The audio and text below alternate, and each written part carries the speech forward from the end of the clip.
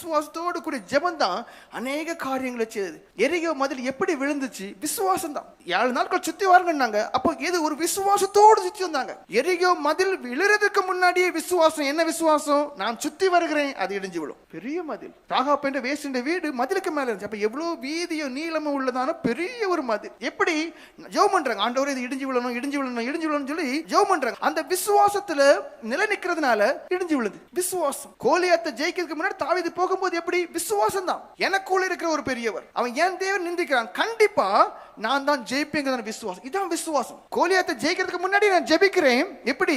என் தேவன் பெரியவர், என் தேவன் அவன் நிந்திச்சான், அவன் தான் விழுவான், நான் விழவே மாட்டேன். அதான் விசுவாச ஜெபம். காரியத்துக்கு முன்பாகவே எனக்குள்ள இருக்கு விசுவாசம். காரியம் நடப்பதற்கு முன்பாகவே எனக்குள்ள இருக்கு விசுவாசம். எலியாவை பாருங்க, 3 வருஷம் மழையே இல்லை, ஆனா மழை வரும்னு சொல்றாரு. என்ன நம்பிக்கை?